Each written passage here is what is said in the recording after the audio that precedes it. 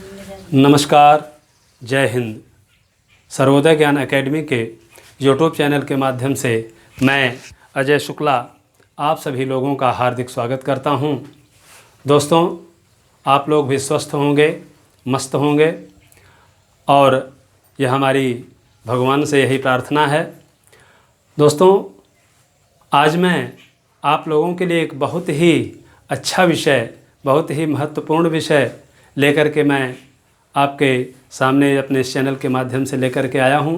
दोस्तों, हमारा यह जो आज का विषय है, जो टॉपिक है, वह व्याकरण से संबंधित है और वह व्याकरण से जो संबंधित विषय है उसको मैं लघु सिद्धांत कौमुदी को आधार बना करके मैं आपको बताऊंगा, समझाऊंगा। ठीक है, तो मैं लघु सिद्धांत कौमुदी पर मैं आपसे चर्चा करूंगा।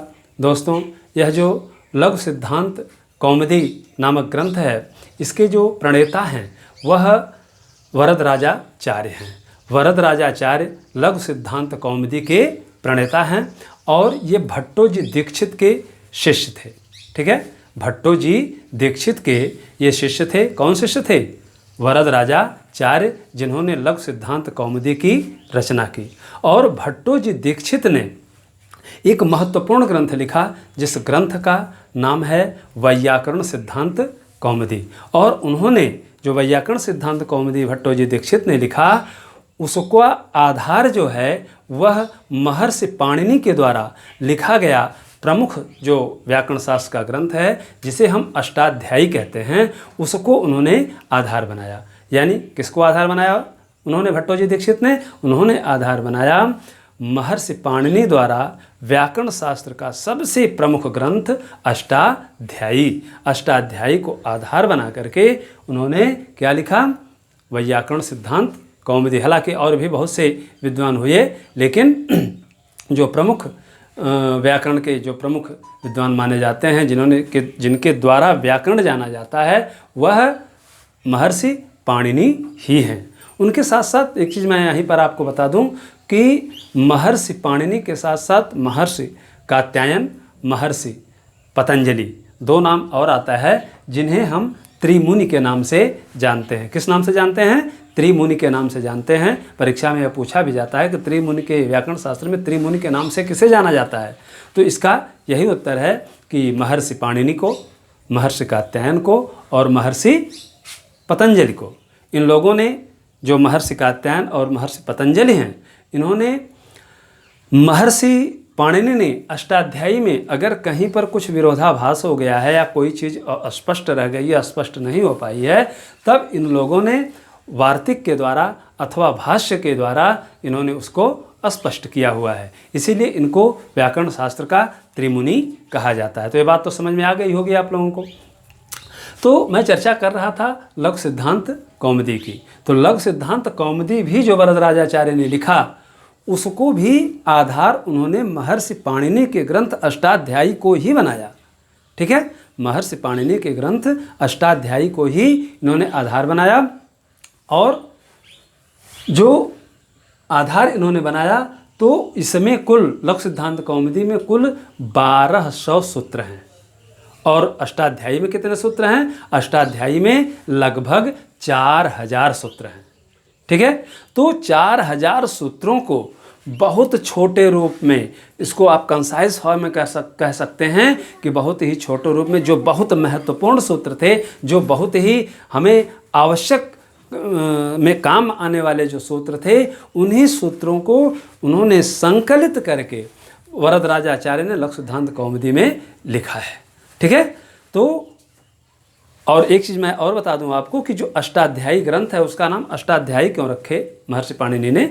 उसमें कुल 8 अध्याय हैं, वह 8 अध्यायों में, और प्रत्येक जो अध्याय है वह 4-4 चरणों में, यानी 4 चरण कहिए या पाद कहिए, ठीक है, में बटा हुआ है। और हर एक पाद में या चरण में उसमें कुछ, किसी में 50, किसी में 60, किसी में 70, किसी में 104, 105 ऐसे सूत्र हैं। ठीक है, जैसे हमको मान लीजिए किसी सूत्र के सामने लघु सिद्धांत कौमुदी में लिखा है कि 2, 7, 11, तो इसका तात्पर्य यह हुआ कि 2, 7, 11 का मतलब हो गया कि यह अष्टाध्यायी के दूसरे अध्याय के 7वें पाद का 11वां सूत्र है। इसका तात्पर्य यही, इसका मतलब यही है।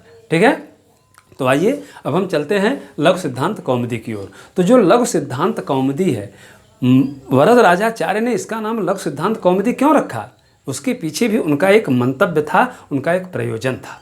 प्रयोजन क्या था कि आप लोग पहले इसके अर्थ को देखिए कि कौमुदी का अर्थ होता है, यानी आप लोगों ने नाम सुना होगा कुमुद, कुमुद, कुमुदनी। ठीक है, तो कुमुदनी जो होती है वह कहाँ खिलती है, तालाब में खिलती है। ठीक है, कमल कहाँ खिलता है, तालाब में खिलता है। तो कमल जो होता है वह दिन में खिलता है, लेकिन जो कुमुदनी होती है कब खिलती है, रात में खिलती है। कमल सूर्य के प्रकाश से विकसित होता है, जबकि कुमुदनी किसके प्रकाश से विकसित होती है, चंद्रमा की धवल चांदनी से वह विकसित होती है। जब चंद्रमा उगता है, चंद्रमा निकलता है, तब कुमुदनी जो है विकसित होती है, फूलती है वो। ठीक है, तो उसी से कुमुद अर्थात चांदनी, कौमुदी अर्थात चांदनी। जो कु जो है अर्थात पृथ्वी के लिए संबोधित किया गया है, यानी पृथ्वी की जो सुंदरता को बढ़ाता है। ठीक है, और कौन बढ़ाता है, चंद्रमा बढ़ाता है। कब बढ़ाता है, रात्रि के समय में बढ़ाता है। ठीक है, तो पृथ्वी की शोभा को जो बढ़ाता है, यानी पृथ्वी पर जो शोभा बढ़ती है उसको हम क्या कहते हैं, कौमुदी कहते हैं। ठीक है, अर्थात चांदनी कहते हैं। ठीक, अब कौमुदी है, चांदनी है, तो किसकी चांदनी है, सिद्धांतों की चांदनी है। दूसरा शब्द क्या है, सिद्धांत। ठीक है, तो सिद्धांत का मतलब है नियम। ठीक है, यानी सिद्धांत की चांदनी, नियम की चांदनी। अब वह सिद्धांत की चांदनी, नियम की चांदनी वो कहाँ बताई गई है, वह बताई गई है लघु। लघु का तात्पर्य क्या होता है, व्याकरण। ठीक है, लघु का तात्पर्य क्या होता है, वर्ण। लघु का तात्पर्य क्या होता है, शब्द। ठीक है, तो जब तक हमें वर्ण का ज्ञान ना हो, शब्द का ज्ञान ना हो, तब तक मुझे व्याकरण आ नहीं सकता। ठीक है, तो उसके छोटे रूप में ला करके, जिसको विस्तृत करके जो समझा दे, अच्छे ढंग से समझा दे उस छोटे रूप को, तो जहाँ पर समझा दिया जाए तो उसी ग्रंथ का नाम क्या हो जाता है, लघु सिद्धांत कौमुदी हो जाता है। ठीक है, तो इस प्रकार से लघु सिद्धांत कौमुदी नामक ग्रंथ की रचना जो है वरदराजाचार्य ने की, और अपने ग्रंथ का नाम उन्होंने लघु सिद्धांत कौमुदी रखा। ठीक, अब मैं दोस्तों आपको बता दूं कि जब कोई भी हम कार्य शुरू करते हैं तो कार्य को करने से पहले हम अपने इष्ट का स्मरण करते हैं। जो हमारा आराध्य होता है हम उसका स्मरण करते हैं। ठीक है, तो उसका जब हम स्मरण करते हैं, या कोई ग्रंथकार होता है जब अपने ग्रंथ की रचना करता है तो वह भी अपने आराध्य को, अपने इष्ट को वह स्मरण करता है, उनको याद करता है। किस लिए कि हमारा जो कार्य है या जो कार्य वो करने जा रहे हैं वह कार्य निर्विघ्नता पूर्वक अच्छे ढंग से, उसमें किसी प्रकार की विघ्न बाधा ना हो, वह पूर्ण हो जाए। तो इसलिए वह अपने इष्ट को स्मरण करता है, याद करता है। ठीक है, तो यहाँ पर वरदराजाचार्य ने भी, जो भट्टोजी दीक्षित के शिष्य थे, उन्होंने भी क्या किया है, माता सरस्वती को याद किया है, उनका उन्होंने स्मरण किया है सबसे पहले। तो लघु सिद्धांत कौमुदी जो ग्रंथ है, जब हम उसको उठाते हैं तो सबसे पहले माता सरस्वती को उन्होंने प्रणाम किया है, नमस्कार किया है, ताकि हमारा यह जो कार्य है या जिस ग्रंथ की हम रचना करने जा रहे हैं वह अच्छे ढंग से, बिल्कुल निर्विघ्नतापूर्वक वह कार्य हमारा संपन्न हो जाए। तो आइए सबसे पहले हम लोग चलते हैं मंगलाचरण की ओर। ठीक है, मंगलाचरण अर्थात मंगल आचरण, शुभ आचरण, अच्छा आचरण, यानी वह आचरण अच्छा हो, अच्छे ढंग से वह कार्य संपूर्ण हो, उसी को हम मंगल आचरण कहते हैं, मंगलाचरण कहते हैं। ठीक है, अब यह जो मंगलाचरण होता है, यह मंगलाचरण संस्कृत वाङ्मय में, संस्कृत साहित्य में यह जो होता है यह 3 तरह का होता है। ठीक है, 3 तरह का मंगलाचरण होता है। पहला जो नंबर 1 है नमस्कारात्मक मंगलाचरण, दूसरा है वस्तु निर्देशात्मक मंगलाचरण, और जो तीसरा मंगलाचरण होता है वह क्या होता है, आशीर्वादात्मक मंगलाचरण होता है। ठीक है, यानी मंगलाचरण कितने प्रकार के होते हैं, नमस्कारात्मक, वस्तु निर्देशात्मक और आशीर्वादात्मक। ये 3 प्रकार के मंगलाचरण होते हैं, इसको आप याद कर लीजिए। और थोड़ा एक बात मैं भूल गया कि आप जब भी व्याकरण शास्त्र को पढ़ने के लिए बैठें तो कृपया आप कॉपी और पेन अगर आपके हाथ में है तो यह बहुत ही अच्छा रहेगा। वह चीज़ आपको स्पष्ट होती चलेगी और वह चीज़ आपको समझ में भी आती चलेगी, या जो चीज़ आपको समझ में नहीं आ रही है तो आप मुझसे बाद में आप पूछ भी सकते हैं। ठीक है दोस्तों, तो आइए फिर हम चलते हैं। 3 प्रकार का मंगलाचरण हमने आपको बता दिया, नमस्कारात्मक, वस्तु निर्देशात्मक और आशीर्वादात्मक। तो आइए हम देखते हैं पहले मंगलाचरण को। तो सबसे पहले जो उन्होंने मंगलाचरण लिखा, तो उन्होंने लिखा कि नत्वा सरस्वतीं देवीं शुद्धां गुणयां करोम्यहं पाणिनीय प्रवेशाय लघु सिद्धांत कौमुदीं। ब्लैक बोर्ड पर लिखा हुआ है, व्हाइट बोर्ड पर आप देख सकते हैं कि नत्वा सरस्वतीं देवीं शुद्धां गुणयां करोम्यहं पाणिनीय प्रवेशाय लघु सिद्धांत कौमुदीं। आप लोग देख सकते हैं इसमें कि यह जो मंगलाचरण है यह नमस्कारात्मक मंगलाचरण है। ठीक है, सबसे पहले उन्होंने लिखा नत्वा। उन्होंने क्या लिखा? नत्वा। ठीक है, नत्वा अर्थात नमन करके, प्रणाम करके। ठीक है, किसको? सरस्वतीं देवीं, सरस्वती देवी को। ठीक है, प्रणाम करके किसको? सरस्वती देवी को। शुद्धां गुणयाम, तो वह सरस्वती देवी कैसी हैं? शुद्ध गुणों से युक्त हैं, अर्थात शुद्ध गुणों वाली। ठीक है, करोमि अहम, करोमि करता हूं, अहम मैं कौन? वरदराजाचार्य। ठीक है, करोमि अहम। फिर पाणिनीय प्रवेशाय, कि पाणिनि का जो प्रमुख ग्रंथ अष्टाध्यायी है उसमें प्रवेश पाने के लिए, यानी उसको कुछ जानने के लिए, पाणिनि के द्वारा रचित जो व्याकरण शास्त्र का प्रमुख ग्रंथ अष्टाध्यायी है उसको जानने के लिए, उसमें प्रवेश पाने के लिए कि हाँ हम भी कुछ व्याकरण जानते हैं, मात्र इसके लिए वो कहते हैं पाणिनीय प्रवेशाय लघु सिद्धांत कौमुदीं, यानी लघु सिद्धांत कौमुदी नामक ग्रंथ की रचना करता हूँ। ठीक है, आइए हम लोग फिर से देख लेते हैं। अब हम इसको पहले अन्वय को देखते हैं कि अहम, आपसे परीक्षा में यहाँ पर फिर पूछा जा सकता है कि अहम, अहम किसके लिए प्रयुक्त किया गया है? अहम का अर्थ क्या होता है? मैं। ठीक है, मैं किसके लिए प्रयुक्त हुआ है? वरदराजाचार्य के लिए, कि मैं वरदराजाचार्य। ठीक है, शुद्ध गुणों वाले, शुद्धाम गुणयाम। ठीक है, शुद्ध गुणों से युक्त या शुद्ध गुणों वाली। सरस्वतीं देवीं, द्वितीया विभक्ति, सरस्वतीं देवीं यानी द्वितीया विभक्ति में हो गया, कर्म कारक हो गया। ठीक है, यानी सरस्वती देवी को। नत्वा, अक्त्वा प्रत्यय जुड़ गया। ठीक है, अक्त्वा प्रत्यय कहाँ जुड़ता है? जहाँ पर 2 क्रियाएं एक साथ हो जाती हैं, भूतकालिक क्रियाएं जहाँ पर 2 क्रियाएं एक साथ हो जाती हैं तो वहाँ पर अक्त्वा प्रत्यय जुड़ जाता है। ठीक है, तो पहला कार्य उन्होंने क्या किया? हमने कहा 2 क्रियाएं जुड़ती हैं, कि पहला तो हो गया कि प्रणाम करते हैं। किसको प्रणाम करते हैं? माता सरस्वती को।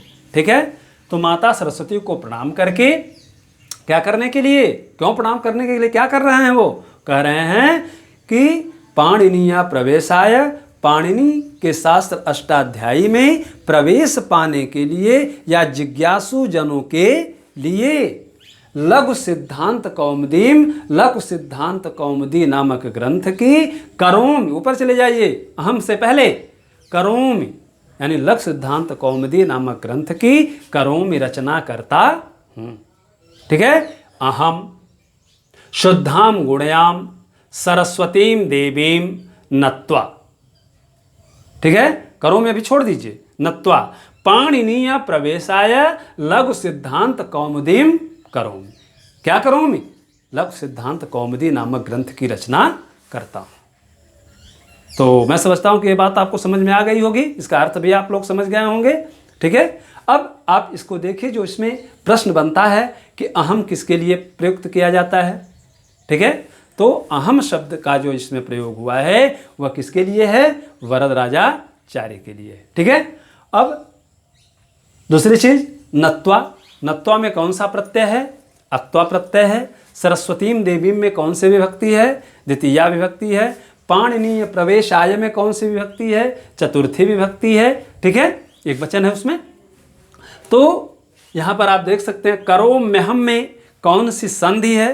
करोम्यहम में कौन सी संधि है? वहाँ पर करोमिधन अहम, ठीक है, करोमिधन अहम, अर्थात ई का यह हो गया, वह यण संधि वहाँ पर हो जाती है। जब हम संधि प्रकरण में चलेंगे तो हम इसकी विस्तृत चर्चा आप लोगों से करेंगे, लेकिन वहाँ पर यण संधि हो गई, ठीक है। अब इसमें आप देखिए कि ये किस प्रकार का मंगलाचरण है, ठीक है।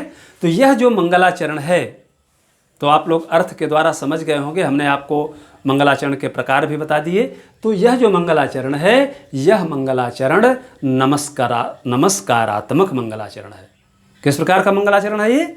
नमस्कारात्मक मंगलाचरण ये है। कहाँ पर? नत्वा सरस्वतीम देवीम शुद्धाम गुणयाम करोम्यहम, तो ये नमस्कारात्मक हो गया इसमें।